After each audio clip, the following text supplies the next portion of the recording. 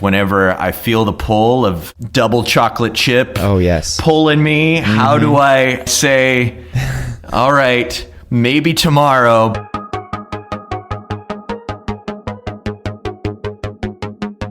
Well, hello, everyone, and welcome to the Bible Geeks podcast. This is episode 9. I'm Brian Sheely. I'm Ryan Joy. And thanks so much for tuning in, everybody. This episode, we are going to be talking about self-control, starting a series on the fruit of the Spirit. And if you know the order of the fruit of the Spirit, we are actually going in reverse order. So that should be fun. But before we get into our Jesus Said segment and all the rest of the stuff we want to talk about, let's check in from last week's episode, last week's challenge. And that was to record our prayers in a journal and keep track of the things that we've been praying for. So how's that going for you, Ryan? It's going well. I've been doing it for a while. I just use a Google Doc file, one file that just has a little template in it, and I kind of add a date, and I don't get it every day. But what I did this week a little different, in addition to continuing to journal those, is I went back to the beginning of the year, of this year, and so just a couple months, and just read through all of them. And that was a pretty powerful experience to just read through those prayers and see what God has been doing and go back to those times that I've spent with Him. How about you? How's that going with you? I hadn't been doing it previously as much. I've done it off and on, but I've been using my day one voice transcription app to be able to use my opportunities in the car while I'm driving and pray there and have it record those prayers. And I actually just had to drive to San Diego for work, and I'm actually here right now. So during my rather long drive, I used that opportunity to record a few prayers. Having that resource of going back and looking at those after the fact is definitely helpful to see what the Lord is doing and how He's answering those prayers. And at least for me, that's been a way of keeping that in my mind. Sometimes you fire off a prayer and then you might forget what you said, or you might forget what you were talking about, and just really helpful. Road trips, that's a good time for prayer. I've always found that. For as much as I dislike having to drive any length of time, it is nice just to be alone and kind of take stock for a while. So always good using those opportunities for that. And so let's dive right in now to our Jesus Said segment. I've got a passage for you. This is going to be a little different one. We don't often, I think, associate the book of 2 Corinthians with anything that Jesus would have said, but there is, in fact, a reference to something that Jesus said in 2 Corinthians chapter 12 and verse 7. So Paul says, "So to keep me from becoming conceited because of the surpassing greatness of the revelations, a thorn was given to me in the flesh, a messenger of Satan, to harass me, to keep me from becoming conceited. 3 times I pleaded with the Lord about this, that it should leave me. But He said to me, 'My grace is sufficient for you, for my power is made perfect in weakness.'" So what do you think? These are the words Jesus said to explain, or at least to help Paul through this denial, this answer to his prayer, which was, "No, I'm not going to take away this thing that you are begging me to take care of. This thing that you are desperate to have me do, I'm not going to do it. And the reason I'm not going to do it is 2 things. 1, my grace is sufficient. You have what you need in just having my favor. And you are actually going to become stronger from weakness. You're going to have a reliance on my power." So when I think about my life, not just the prayers I'm asking, but my weakness, I have to go back and remember that weakness has value. That's not an easy thing to think about, though. Yeah. Weakness actually has value. Yeah. I don't think that way. I mean, naturally, I'm not just going to come to the conclusion that this physical trial or this situation in my life that seems bad, I am not naturally going to come to the conclusion that that is actually a good thing, or that I can benefit from that. It is not natural. It's so hard because it's one of those truths that does not make sense until you experience it. that coming through these things, I was changed by what happened to me in my own weakness. You know, the passage about providence that we talk about a lot of the time, Romans 8:28 and 29, talks about how God can make everything work out for good for those who love him. And it goes on to say those who were foreknown, those he knew. God knows those who are going to love him to the end. Those people he is bringing to conformity to the image of his son. Right. And so all the things that happen to you, he can use for good in bringing these things about. And so it's no wonder that, like Paul says in 1 Thessalonians 5, give thanks in everything. Mm-hmm. Well, in the bad stuff that happens, yeah, because God can make all of these things work for good. And the things that seem to be bringing you down, if you love him, what would be destructive in someone else's life is power in your life, because you're humbled and you are brought to a different kind of reliance on him. This goes back to the last episode with prayer and the will of God, but it also goes to this episode and something we're going to talk about here in a few minutes. Yeah. What is the source of our power? And even seeing these weaknesses and these trials, seeing beyond them to the point where you can actually accept them. And as Paul says here, even boast in them. He's happy about this now. He went from a point where he was distraught and disturbed about this weakness that he had. And when he heard the answer, my grace is sufficient for you, for power is made perfect in weakness. When he heard the answer, all of a sudden now his outlook changes completely on that trial, on that difficulty. And now it's a good thing. And now he's going to talk about it. And now he's going to make sure that he uses that negative thing as a positive thing. It may be like overly simplifying to say that there's always a silver lining, but I think it's kind of the point of what Paul's saying here is that there is a silver lining. There is a benefit. There's a blessing that we can have in shifting the way we see our trials and the way we see our difficulties. And in spite of everything we're going through, we have great power if we're able to take that on and shift our focus to it. You know, when I think of a silver lining, I think you're totally right that there's a silver lining. But the way people usually use that phrase, there's a silver lining, is like the thing itself is bad, but if you're optimistic and you have the right attitude, then, you know, you can see some good in it. But there's this host of passages in the Bible that start to explain our really challenging why questions. Mm-hmm.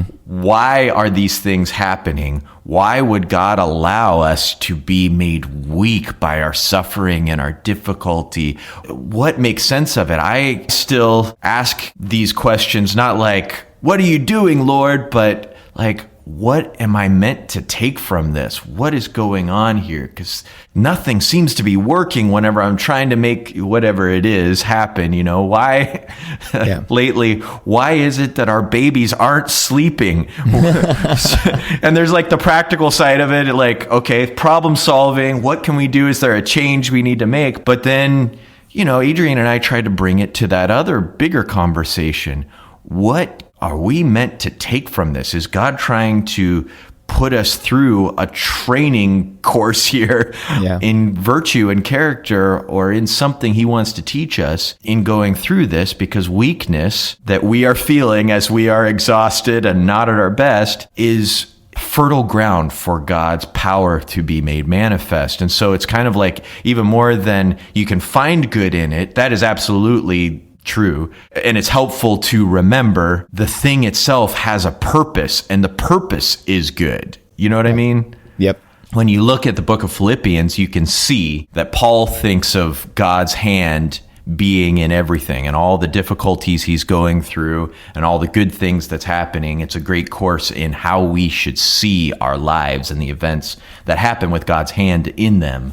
All right, so let's dive right into a series that we're going to do on the fruit of the Spirit. We have been talking about growth and spiritual development over the last handful of episodes, and it seems like probably the right time to get into Galatians 5 in this conversation that Paul has about the fruit of the Spirit. And so we'll talk about that in a little bit more detail in just a second, but let me just kick this off by reading the passage for those unfamiliar. Galatians chapter 5, beginning in verse 22. But the fruit of the Spirit is love, joy, peace, patience, kindness, goodness, faithfulness, gentleness, self-control. Against such things there is no law, and those who belong to Christ Jesus have crucified the flesh with its passions and desires. And we usually start off by diving right into probably the most important of all of these virtues, which is love. But we're going to flip it, and we're going to go in reverse order here. And we're going to start our conversation today about self-control. Working towards the climax. Exactly. And as you'll see in these things, they build on each other. And I think there's clearly a reason why it's called the fruit of the Spirit, singular. Because in this list of the produce of our life in the Spirit, we can't have one without the other. And so all of these things have to be present, and they all have to be in unity with each other and building on each other in order for anything to be productive in our life. So what do you think is the importance of him using this picture of fruit? This is part of a larger argument that he's making about why they should follow the Spirit and not follow a different way of living. Yeah, the works of the flesh. Yeah. Don't go back to the old law is part of it, that he's trying to make this argument against the Judaizers. And whenever Judaizers came to Antioch, kind of Paul's home base church, we see in Galatians 2 what it looked like. There was division, there was separation, there was ugliness amongst God's people. And that's what you can expect whenever you're not following the Spirit of God, when you're not walking in step with the Spirit, as he says in verse 25. That is, whenever you're not following God's guidance, whenever God's life, God's word, Jesus Christ and the Spirit of God are not alive in you. The word of God is living and active, are not changing you, and you're not being led by the thoughts and the ideas, the words and the will of the Spirit. And so what he wants to show them is the unity and all the good blessings and all the best things in life come from walking by the Spirit. And it's the fruit of God's Spirit in you. And on the other hand, if you try to go to another way of living and you walk by the flesh, then you're going to go back to the kind of things you saw in your life as a Gentile, and you see it all around you, whether it's sexual sins or the kinds of things you saw in the idol feasts and the divisions and the hatred and the envy and all the things that came from that. So stay on this path, because the fruit of walking by the Spirit is better than the works that come from walking by the flesh. The comparison to fruit is used so many times. Even Jesus uses the comparison in his Sermon on the Mount. And we can tell something about a person by the fruit of their life. We can tell something about ourselves, obviously, by the fruit of our life. But oftentimes it's what you see on the outside that helps you know whether someone is following the truth or not. And that's exactly how you know what kind of tree it is. When you walk up to it, you look at its fruit and you say, oh, well, that tree has good fruit, and so it must be a good tree. Or that tree has bad fruit, and so it must be a bad tree. These characteristics are first inner characteristics. Yes. And yet, of course, they are going to be manifest. They're going to be external evidence of those things. But if you look at yourself, it's hard to see change in yourself because you're so close to it. Yeah. It's hard to notice, but you can look at yourself now and think of where you were whenever you first came to walking by the Spirit, when you first came to Christ. If you've been immersed in the Lord as you've been walking with him, you will 100% of the time see this fruit. You'll see more love and joy and peace. You'll see that the way you interact with people is different. You'll see that the way you respond to your own desires and the pull of pleasure or anger or other things in your life is different. 100% of the time, that will be the fruit that the Spirit of God produces in your life if you're walking and living by the Spirit. Self-control really is, I think in my mind, it has a lot to do with some of the episodes that we've been talking about and changing our habits and identifying good and bad things that we need to either put into our life or overcome. And self-control really is at the core of growing, because you have to get control over some of these things that can just take over your life. And we have this real tendency, I have a real tendency to be very led by my desires, led by the things that I want to do. I'll give you a perfect example. Here we are in San Diego downtown, and our hotel is right around the corner from the most amazing ice cream shop. I love this place. It is so good. Anyway, so we went there a couple nights ago and we got some ice cream and it was glorious and I loved it. But last night I'm sitting in my room and it was quiet and I was alone and I needed ice cream. Oh, the siren song of the ice cream.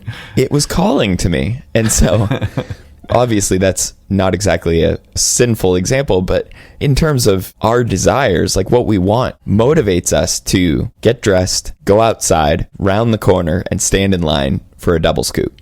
Yeah. And before we know it, we're standing there and we don't know how we got there. We don't know what choices we made or decisions we made to get there, but we are standing in line now. And it just seems like we couldn't help it, or I couldn't help myself. Yeah, we talked a lot last episode with the prayer episode about what we want. Yes. And self-control definitely has to do with desire. There's this relationship between desire and self-control. Peter, especially in chapter 2, but throughout the book of 2 Peter, talks about these false teachers who are like unthinking animals. They just do what they think, what they desire.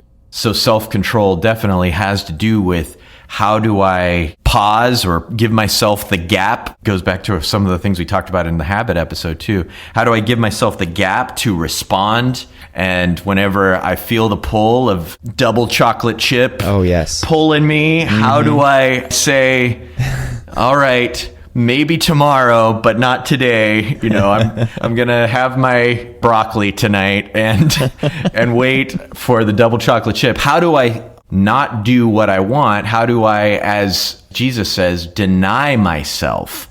Right. To deny yourself, say no to yourself, that's a hard thing.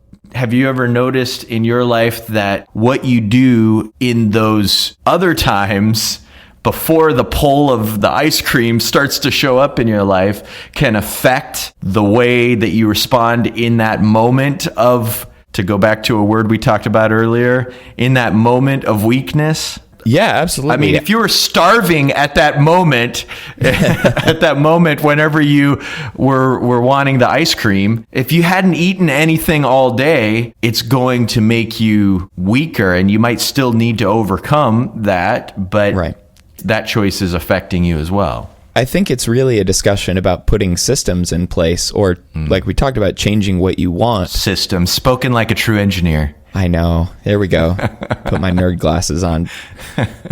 But putting systems in place, putting yourself in the best possible situation, making small intentional choices along the way so that when you do get to that moment where you could be tempted in that way, you've set yourself up not to be in a position that just leaves you without any control. And I think about Paul's comparison to running in 1 Corinthians 9, when he's talking about running in a race and receiving a prize. And he says in verse 25, every athlete exercises self-control in all things.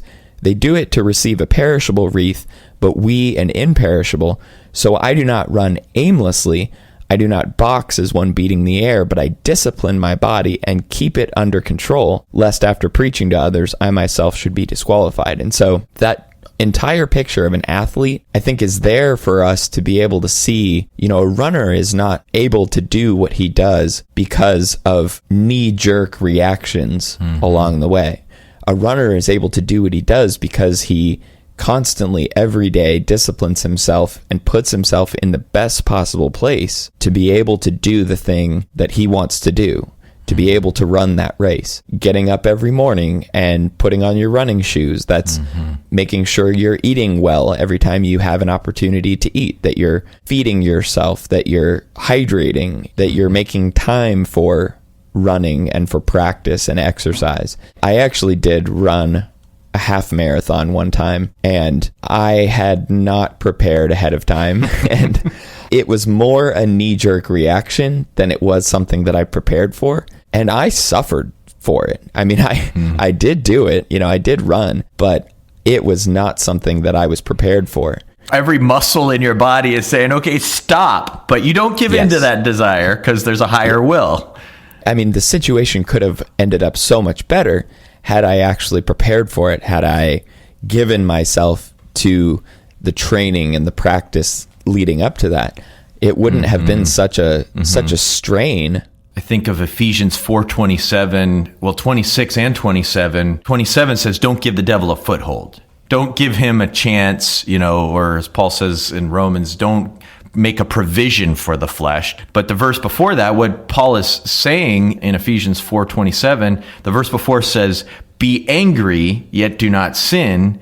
Do not let the sun set upon your anger, and do not give the devil a foothold. So how do you not give the devil a foothold? What you do the night before, what you do to make sure that you're dealing with your anger helps prevent a moment where your anger is bubbling up and it's become bitterness, and there's the next day it's been sitting with you for 24 hours and now you're about to explode or whatever. Whenever you recognize that you're snagged on something, that you're stuck in a bad attitude, you have to deal with it then, or you give the devil a foothold. And the athlete analogy is perfect, and the systems idea is important. So we can get into two sides to weakness here. We talked about how power can be perfected in weakness, how God can use weakness to make us reliant on him and to stand in the power of the strength of his might. But that doesn't mean we make ourselves weak or allow ourselves to become weak and put ourselves in a bad situation. So that's the other side of that. There's an acronym that Adrian and I use. I don't know where we heard it, somewhere years ago. It's HALT. Have you ever heard? I haven't. Things that we have to watch out for that Adrian and I notice big time in our lives is HALT stands for hungry, angry, lonely, tired. And when we're one of those things, especially in our family, hunger is a bad thing. It's one thing to decide I'm going to intentionally fast or something like that, and you've got your focus on it, but it sneaks up on you sometimes. If you've gone too long, your blood sugar's low. And you get hangry. And you just need a Snickers bar, but it's not there. And so you are giving the devil a foothold that you didn't have to. Or if you put yourself in a position where you let anger sit with you and you don't deal with it, you were not self-controlled the night before when you should have dealt with it. And now you need even more self-control to restrain this power. So now you are the runner who hasn't trained, but is trying to run just as hard and fast as the one who has. It seems like it's a compounding kind of thing, too. If you exercise a small amount of self-control now, you're not going to have to exert that great amount of self-control that you'll need to in the future. And so you're effectively helping out your future self by dealing with it in a small way before it snowballs into some big, giant issue that you then need to deal with. And I guess we see that in the life of David. All he had to do was exercise self-control when he saw Bathsheba down below. That's all he had to do. And it was a small thing that he could have and should have done. But then it snowballed into some huge issue for him.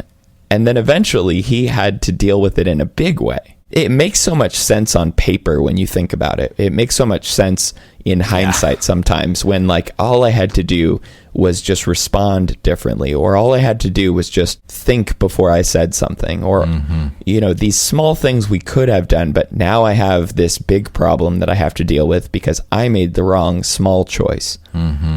And so we do start to see the power of all of these small choices, and they do wind up becoming much bigger deals for us to handle if we don't address them when they first show up. Can I throw out there a concern about the phrase or the word self-control? Yeah. Okay, so I think I know where you're going. It's a good word.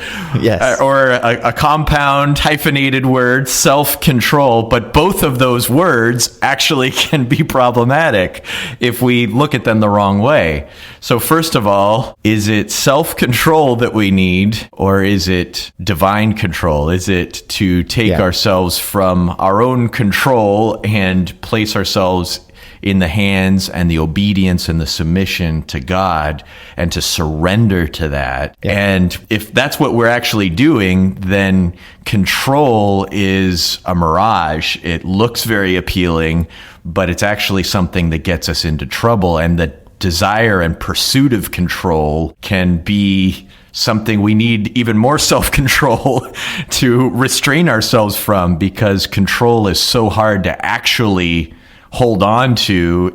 Certainly, control over other people is never going to happen, and their choices, and even though we want it, even if it's our children, what we have is influence and not control. And then control over so many other things in our lives is really deceptively dangerous to pursue. And so the difference between control and power is significant.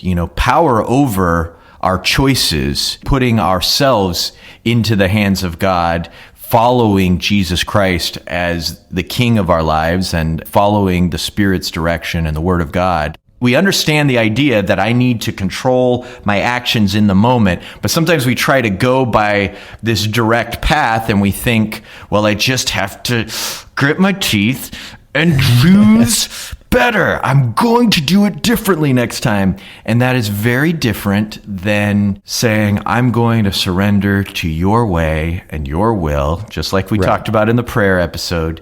I'm going to follow you. And there is so much more power in that level of weakness than there is in trying so hard to be strong. You must have been reading 2 Timothy 1:7. Ah, yes. Yeah. It's a great passage.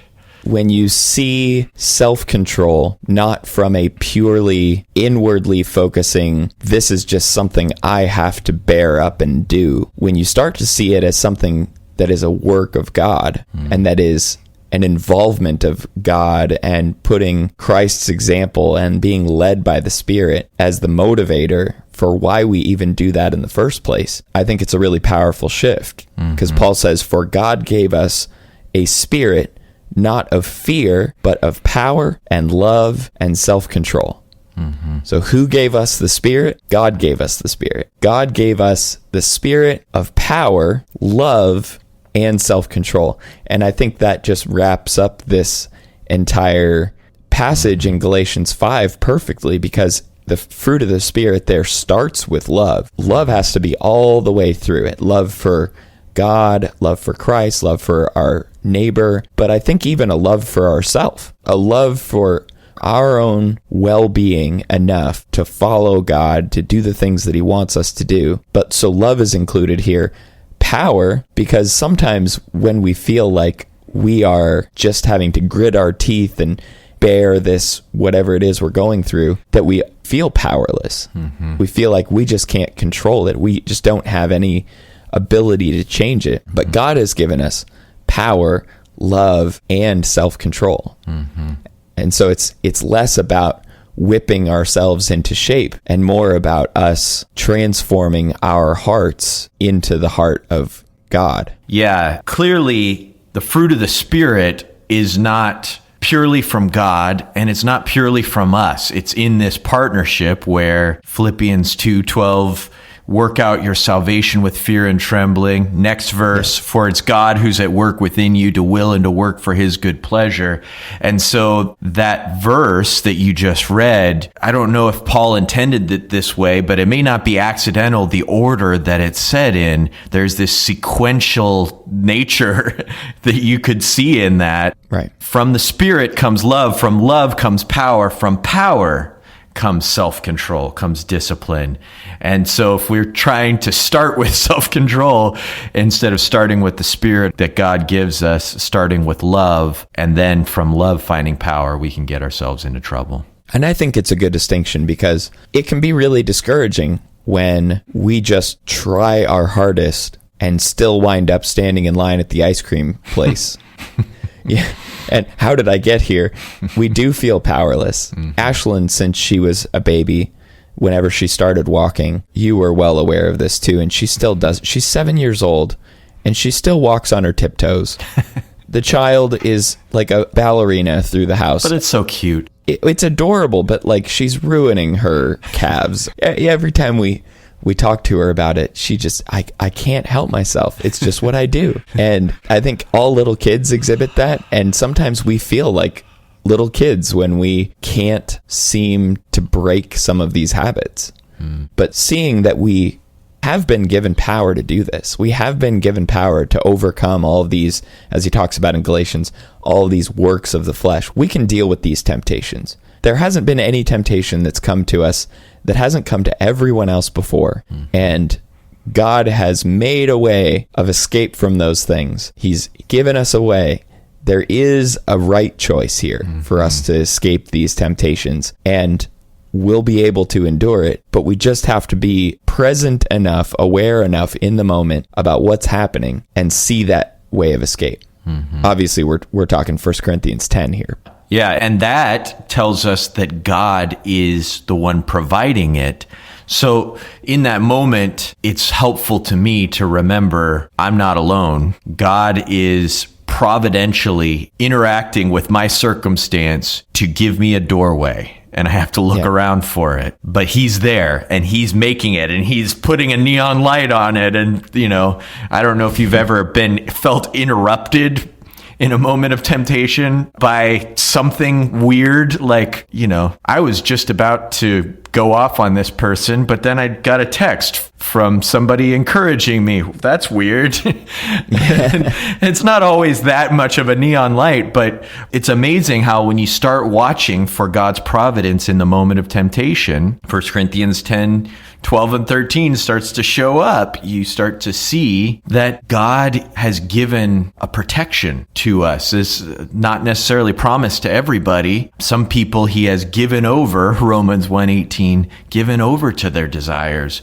But he hasn't just given over us to spiral down and maybe come to repentance. He is giving us as much protection as in his goodwill he desires to do, to allow us to make our own choices, but to have his help and his support in our weakness. Well, I'm going to have a hard time for the rest of this trip not going to eat ice cream again. So I'll be thinking about this. Well, you've planted it in my head now. Yeah, so that's self-control. Hopefully that's helpful for everyone. It's certainly helpful for me.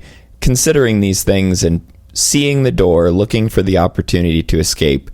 And it's a great conclusion to the fruit of the Spirit. Even though we're just starting, this is the opposite of all of the things that we see described in the works of the flesh. And this is, if you want to think of bookends to the fruit of the Spirit, we just talked about how love gives us this power. The fruit of the Spirit that we'll end with, that Paul begins with, is love.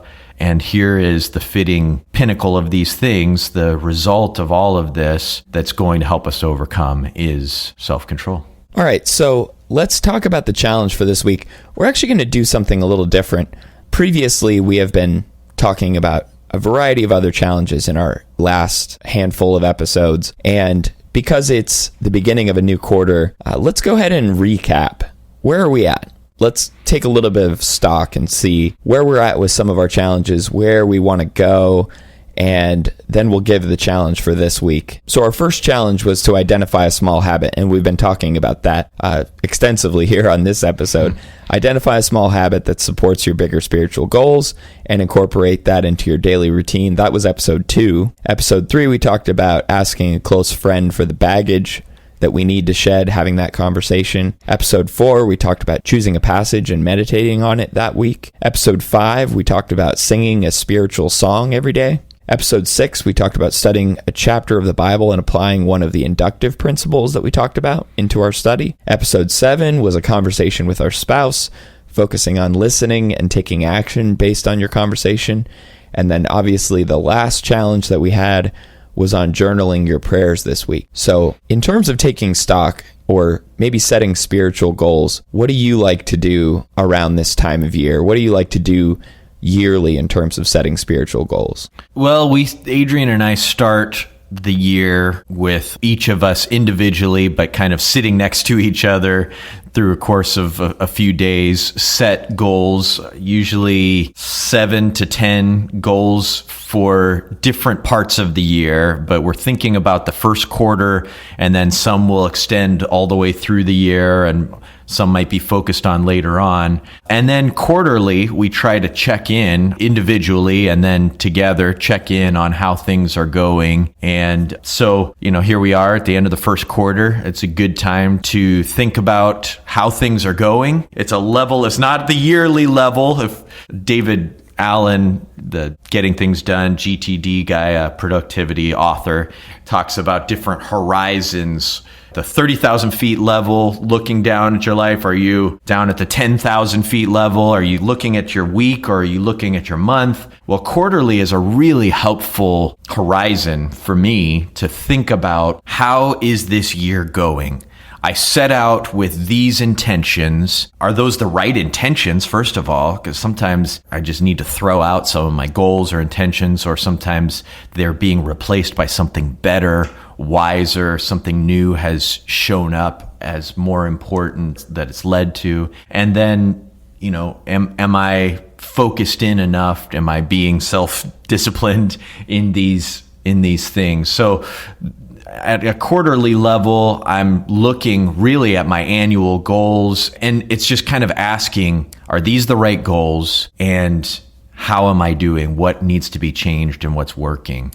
You do like a quarterly check-in of some kind, right? Yeah, I do as well. Every year on my birthday, which is in December, I usually, like we've talked about, I try to go away and set some goals for the year and kind of take stock and review things. But yeah, I do find it really helpful to check in with myself quarterly. And as I look at these challenges that we've had, maybe there's an underlying thread here, or a few threads here. Mm-hmm.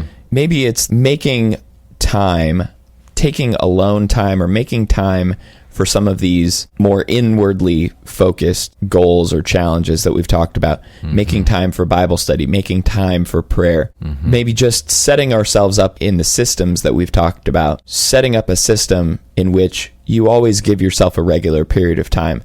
My period of time is the morning. I have a lot more space, a lot more energy in the morning, but some people are not that way, and that's great. If you can find that space in the evening, every evening you have the same period of time that you can dedicate to something more inwardly focused, then set that system up, get yourself into a place where you can regularly do something. I think one of the other systems that I see here as part of these challenges is close relationships with other people. Mm-hmm. Having your spouse or having a close friend who you can check in with, because as we talked about in this self-control episode, it's not always easy to see ourselves the way we think we are. Sometimes you need somebody to help, be the Nathan in your relationship, to be the one who can see your fruit, see what's going on in your life, and be able to address it or identify it for you. Mm-hmm. And so maybe just developing closer, deeper relationships with people that you can then leverage or lean on when you're trying to check in on some of these things, or you're trying to implement some of these better spiritual goals. Those are kind of the two things I think about, is just developing deeper relationships with others, but then also dedicating time in order to make these things happen. Yeah, the first one kind of kicked us off with this habit idea, and I see that in all of these, and the concept of habits and stacking these different practices, these rituals, is something I see has been a theme for this quarter for me, and largely affected by our discussions here.